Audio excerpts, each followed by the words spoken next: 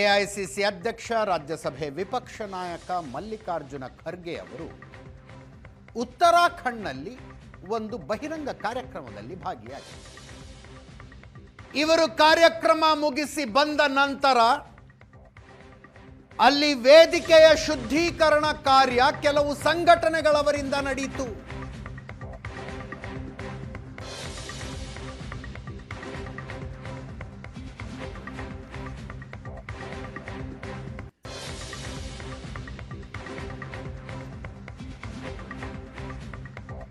ರಾಮಲೀಲಾ ಮೈದಾನದಲ್ಲಿ ಅಲ್ಲೊಂದು ರಾಮಲೀಲಾ ವೇದಿಕೆ ಇದೆ.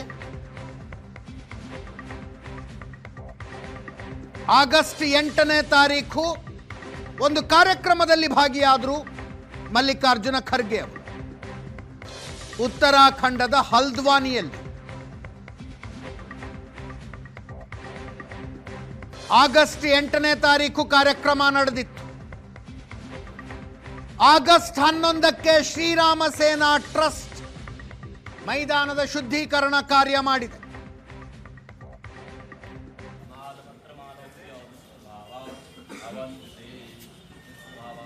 ರಾಮಲೀಲಾ ಮೈದಾನ ಧಾರ್ಮಿಕ ಸಾಂಸ್ಕೃತಿಕ ಕಾರ್ಯಕ್ರಮಗಳ ಜಾಗ.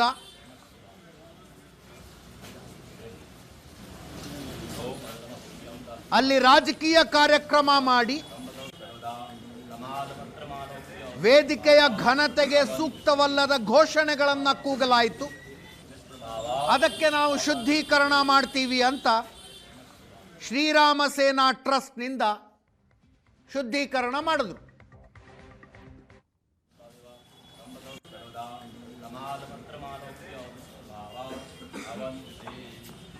ಮಲ್ಲಿಕಾರ್ಜುನ ಖರ್ಗೆ ಅವರು ಆಕ್ರೋಶ ವ್ಯಕ್ತಪಡಿಸಿದ್ರು ರಾಜ್ಯಸಭೆಯಲ್ಲಿ. ದಲಿತ ವಿರೋಧಿ ಮನಸ್ಥಿತಿ ಇದು ಅಂತ. ಬಿಜೆಪಿ ಜನ ಸೇರಿ ವೇದಿಕೆ ಶುದ್ಧೀಕರಣ ಮಾಡಿ ಹೋಮ ಮಾಡಿದ್ದಾರೆ. ನಾನು ಯಾವುದೇ ಜಾತಿ ಧರ್ಮದ ಬಗ್ಗೆ ವೇದಿಕೆಯಲ್ಲಿ ಮಾತಾಡಿಲ್ಲ. ಪ್ರಜಾಪ್ರಭುತ್ವದಲ್ಲಿ ಹೀಗೆ ನಡೆಯಬೇಕಾ ಅಂತ.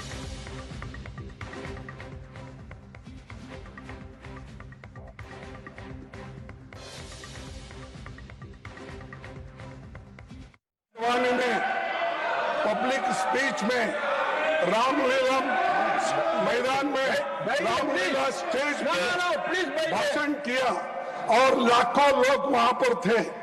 उस वक्त मैंने किसी समाज का किसी धर्म का नाम नहीं लिया. सिर्फ मैं लोगों के समस्याओं को वहां पर बताया. लेकिन मेरे स्पीच होने के बाद कल वो लोग बीजेपी के लोग सब मिलके हवन करके उस स्टेज का शुद्धिकरण करने का काम किए हैं. ये you might have read in the newspaper. Is it the way in democracy? How you are protecting the constitution? That too, I am a leader of opposition.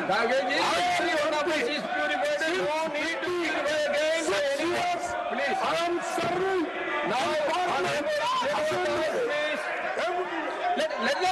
Let them respond. You please take your seat.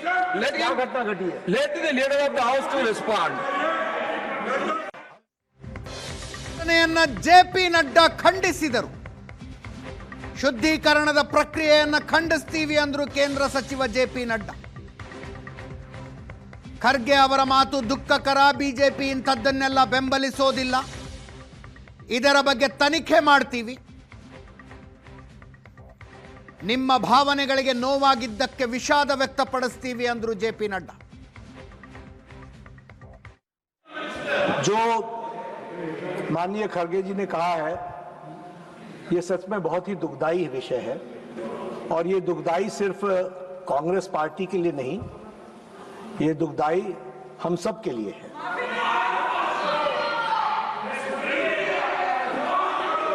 BJP, क्योंकि खरगे साहब ने कहा कि BJP के लोग थे, मैं स्पष्ट करना चाहता हूं. यहां राष्ट्रीय अध्यक्ष जी भी बैठे हैं और मैं भी पूर्व राष्ट्रीय अध्यक्ष रहा हूं.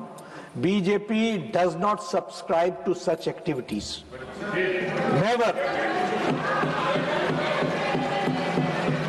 लेकिन आपने कहा है हम इसकी तहकीकात भी करेंगे, लेकिन मैं आपको विश्वास दिलाता हूं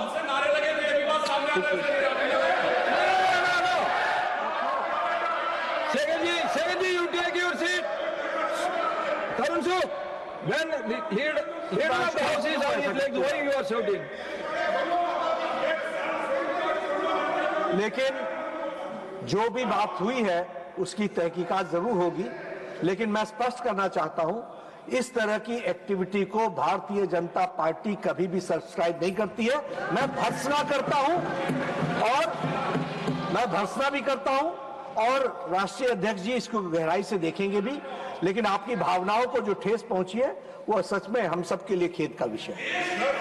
पॉलिटिकल मुद्दा कभी बनाना नहीं चाहता और मैं कभी इस सदन में सालों से यहाँ हूँ और निचला, लेकिन मैं एक शेड्यूल कास्ट हूँ, मैं एक दलित हूँ, मेरे को मदद करो, मेरी रक्षा करो बोल के कभी किसी के सामने गिड़गिड़ाया नहीं। मैं लड़ने की शक्ति है, मैं लड़ता हूँ, लेकिन तुम मुझे अनटचेबिलिटी का ये करके शुद्धिकरण करके अपमान करते हो।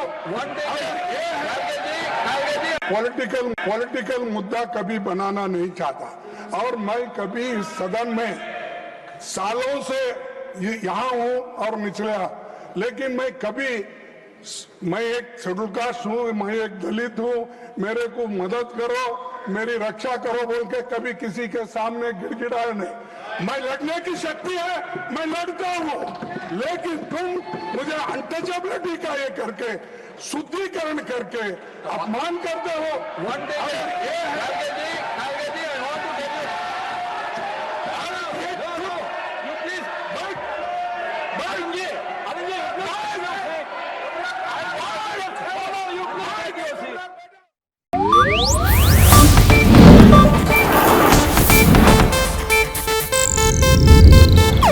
ಇದು ಏಷ್ಯಾನೆಟ್ ನ್ಯೂಸ್ ನೆಟ್ವರ್ಕ್ ಪ್ರಸ್ತುತಿ.